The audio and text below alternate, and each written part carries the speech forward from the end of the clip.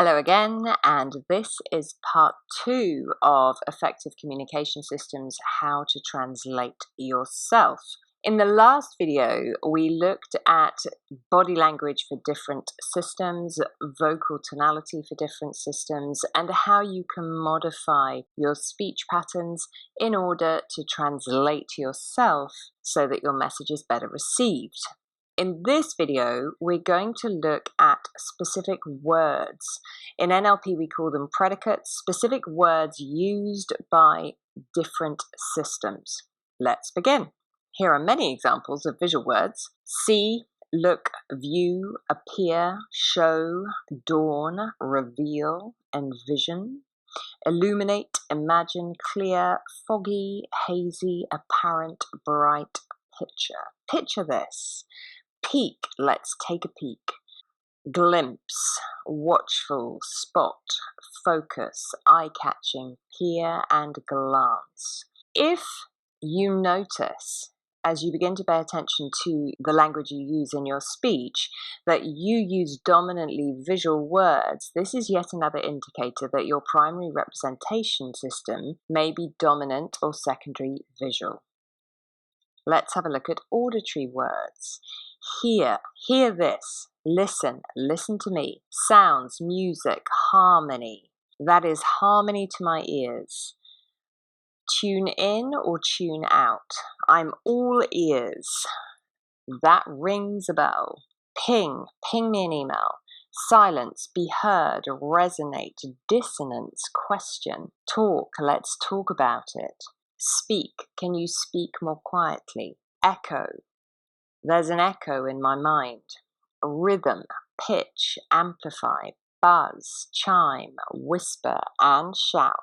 So once again, begin to notice whether you or the people in your world use auditory words. And if they do, they might be primary or secondary auditory. Feeling words. Feel, touch, grasp, hold, slip. I'm slipping into chaos. Fall, catch. I need somebody to catch me. I can't quite catch what you're saying. Contact, drop, throw, turn around. Let's turn this around. Tap into, emotions, hard, unfeeling, concrete or solid.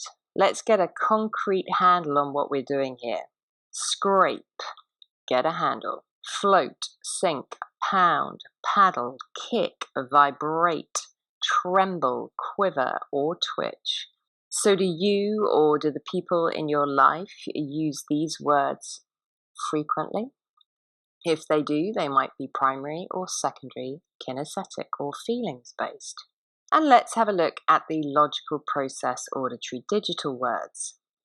Here are just a few examples. Sense, I can't get a sense of what you're saying. That doesn't make sense. Experience, understand, think, learn, process. Let's put in a process. Decide, motivate, consider. I've been considering what you're saying. Change, perceive, distinct, conceive. I can't quite conceive of a possible solution. Know, logical, steps, detail, appreciate, decipher, inquire, judge, interpret, speculate, assess, formulate, contemplate, and synthesize. So if you notice, there are some people who will speak like this in all areas of their life. You may use this kind of vocabulary in your work life. Many people do. If you're also using that in your home life and you're living with somebody who's dominant kinesthetic or secondary kinesthetic, they may find you a dash unfeeling. So let's have a little practice. Let's look at a visual dominant phrase. You look blue. Bad day?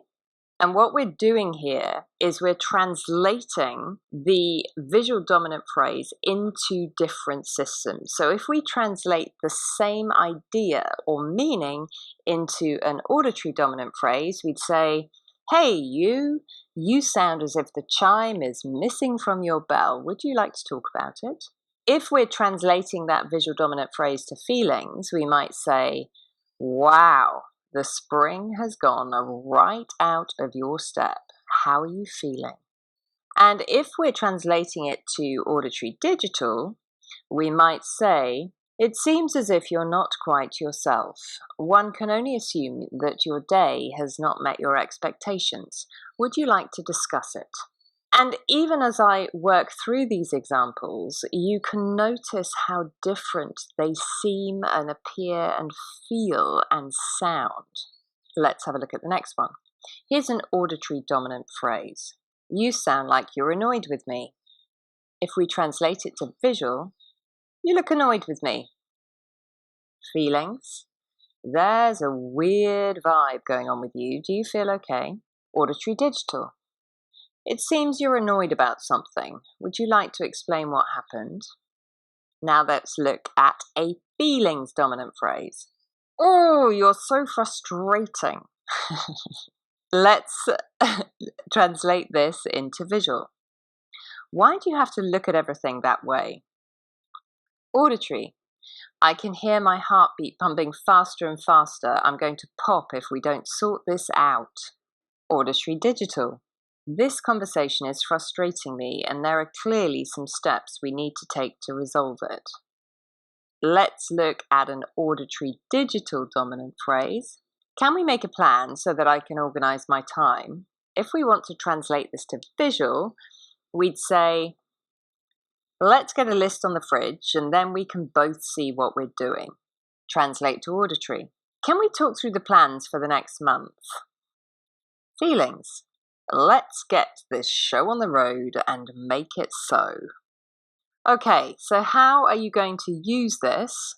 You will have noticed by now that you present your ideas. You like to give and receive communication within a certain style. Are you dominant visual, auditory, kinesthetic, or auditory digital? And you may also have a secondary function. Quite often, because visual and kinesthetic are both big picture, they tend to go hand in hand. So you might be visual kinesthetic or kinesthetic visual.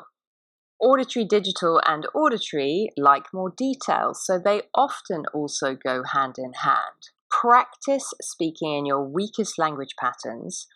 Match the other person's posture, breathing, vocal tone, information-sized chunks, i.e. big picture or lots of details, and use the same keywords as them, and notice the shift in the response you get. So after watching this short video, ask yourself, what do you know, what have you learned, and what questions do you have? And feel free to jot down any questions in the comments. So that is the end of the second video on effective communication systems and how to translate yourself. I hope it moves you towards stronger connections.